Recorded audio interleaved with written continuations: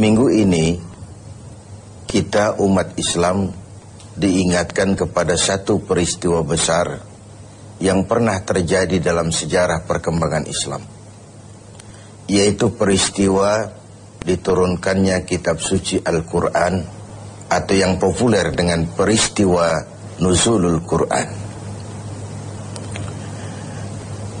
Setiap agama mempunyai kitab-kitab suci tentu. Orang Yahudi punya kitab Taurat. Orang Nasrani punya kitab Injil. Orang Hindu punya kitab Weda. Orang Buddha punya kitab Tripitaka. Pengikut Zoroaster, agama Majusi, punya kitab Zen Avesta. Dan kita umat Islam oleh Allah Subhanahu wa ta'ala diberikan Al-Quranul Karim. Mengapa kita yakini Quran sebagai kitab suci? Paling kurang karena 3 hal. Pertama, sampai dengan hari ini tidak seorang pun yang mampu membuat satu kitab seperti Al-Quran ini. Bahkan janganlah satu kitab, satu surah sekalipun, bahkan satu ayat sekalipun. Sebuah kitab dinamakan suci kalau dia bebas dari intervensi manusia. Kalau memang Al-Quran adalah buatan seorang yang bernama Muhammad, yang Muhammad mampu melakukannya, orang lain juga tentu akan mampu. Barangkali belum pernah ada yang mencoba. Sudah. Bahkan Al-Quran sendiri memberikan tantangan.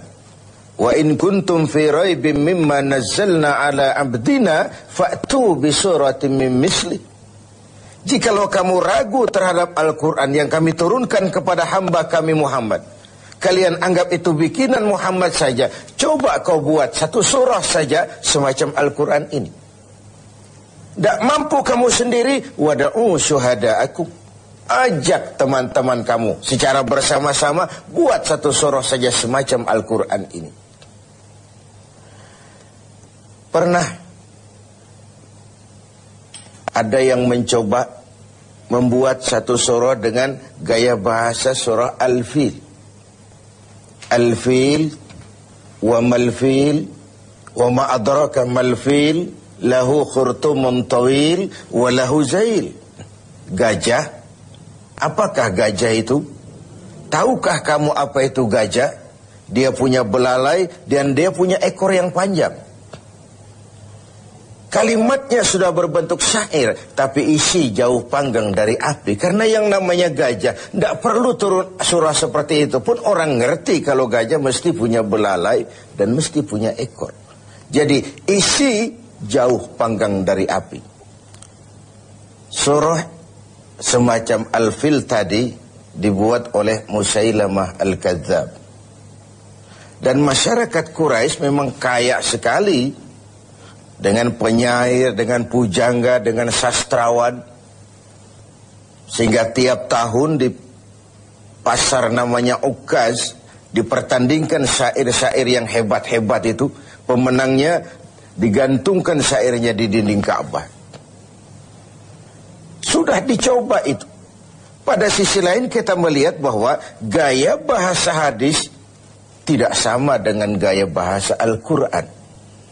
Kalau memang Al-Quran bikinan Nabi Muhammad, tentu saja bahasa Al-Quran sama dengan bahasa hadis. Ternyata jauh sekali.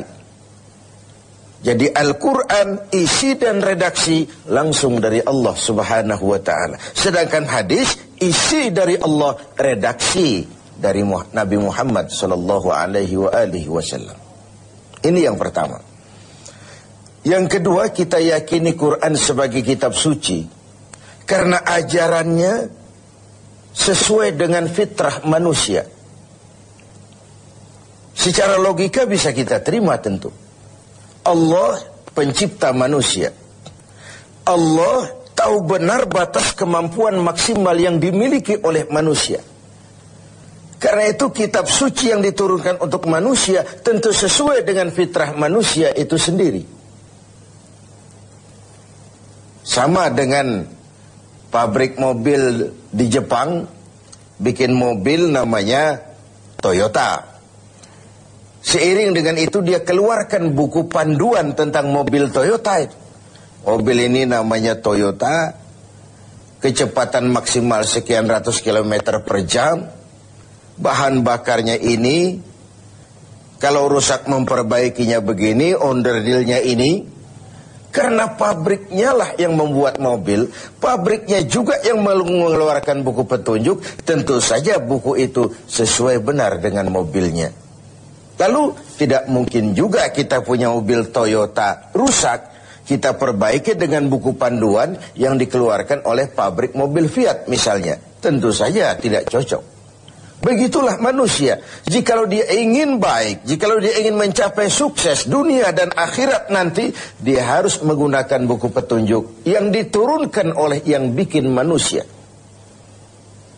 Perintah Al-Quran, ajarannya sesuai dengan fitrah. Apabila kemampuan melaksanakan sebuah perintah berkurang, maka tekanan perintah pun biasanya menurun. Mari kita ambil beberapa contoh. Satu hari seorang sahabat datang menghadap Rasulullah sallallahu alaihi wasallam. Lalu berkata, "Halaktu ya Rasulullah." Ya Rasul, celaka benar saya. "Ma ahlakaka?" Apa yang bikin kau celaka? "Waqa'tu ala imra'ati fi Ramadan." Sedang puasa Ramadan, saya tidak kuat ya Rasul. Saya bergaul dengan istri saya. Begitu? Iya, ya sudah. Bayar dendanya. Apa ya Rasul? Bebaskan budak. Saya tidak punya budak ya Rasul. Benar? Benar. Kau puasa 2 bulan berturut-turut. Arti 2 bulan berturut-turut itu sudah 50 hari batal, ulang lagi dari hari pertama. Itu mutawalliyat, berturut-turut. Tidak kuat ya Rasul. Tidak kuat. Tidak kuat saya, 1 bulan saja saya tidak kuat, apalagi 2 bulan. Benar kau tidak kuat? Tidak kuat. Ya sudah. Kau beri makan fakir miskin 1 orang 1 mud. Ya Rasul. Jangankan memberi makan 60 fakir miskin. Istri saya di rumah sehari masak, sehari tidak. Saya orang miskin ya Rasul. Lagian terlalu juga ini orang sudah miskin berani melanggar peraturan. Rasul senyum kemudian masuk ke dalam kamar. Keluar kembali membawa sekeranjang kecil kurma. Bung, kalau kau tidak punya apa-apa di rumahmu, bawa pulanglah kurma ini, sedekahkan kepada orang-orang miskin di kampungmu sebagai pembayar dendamu. Ya Rasul, apalagi? Di kampung saya itu yang paling miskin saya. Terlalu betul orang ini. Marahkah Rasul mendengar ini? Beliau malah senyum makin mengembang lalu berkata, kalau memang begitu kondisimu, bawa pulanglah kurma ini, beri makan anak istrimu di rumah. Inilah watak dari perintah Al-Quran itu.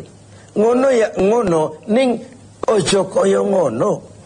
Tidak kalau sudah begitu ya, mesti begitu, tidak. Sesuai dengan fitrah manusia. Di awal-awal turun perintah puasa, sebagian sahabat itu menyangka siang malam tidak boleh bergaul dengan istri. Mau bertanya mereka malu. Akhirnya ada juga yang nyerempet-nyerempet. Nah, 1 hari selesai sholat zuhur, antara mereka kumpul, saling bertukar pengalaman. Yang satu bilang, semalam saya nggak tahan loh. Terus, ya saya nyelonong sama istri saya. Yang di sudut satu bilang, saya juga loh. Ternyata banyak. Terhadap ini kemudian turunlah penegasan Al-Quran. Uhilla lakum laylatas syiyami ar-rafasu ila nisaikum. Dihalalkan bagi kamu pada malam berpuasa bergaul dengan istrimu. Kenapa? Ini fitrah. Ini manusiawi. Kalau siang tidak boleh, malam pun tidak boleh. Sebulan penuh. Apa ndak pingsan manusia itu? Inilah fitrah. Sesuai dengan fitrahnya. Semua ajaran agama, semua konsep Al-Quran sesuai dengan fitrah manusia. Suatu kitab dinamakan suci memang kalau ajarannya sesuai dengan fitrah manusia. Bukan memberikan beban kepada manusia. Makin kita renungi konsep Al-Quran, makin kita renungi perintah-perintah agama, makin sampai kita kepada keyakinan bahwa itu sebenarnya apa yang diperlukan oleh manusia. Kita perlu sholat, kita perlu puasa, kita perlu zakat, sedekah, kita perlu sholat tahajud di keheningan malam, perlu. Kalau agama sudah merupakan needs, kebutuhan, keperluan dalam hidup kita, maka tidak ada lagi beban dalam melaksanakannya. Selama ini kan kita masih pada tahapan, saya wajib sholat, saya wajib sedekah, saya wajib haji. Tapi kalau sudah saya perlu, dengan merenungi kenapa kita sujud, kenapa kita bersedekah, apa manfaat yang kita peroleh dari melaksanakan ibadah haji, kita akan sampai kepada ini adalah needs. Pada saat itu, pelaksanaan ajaran agama tidak lagi akan menjadi beban, tapi akan kita laksanakan dengan sepenuh hati, karena dalam kita sujud kepada Allah, disitulah tingkat keperluan hidup kita. Puasa, zakat, infak, sedekah, dan begitu seterusnya. Pemirsa TV7 yang berbahagia. Yang ketiga, kita yakini Quran sebagai kitab suci karena isinya tidak saling bertentangan. Bagaimana mungkin sebuah kitab suci ajarannya saling kontroversi, isinya saling simpang, saling silang.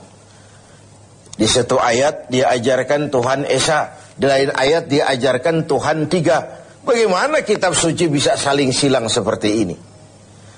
Sebuah kitab dinamakan suci kalau isinya tidak saling bertentangan.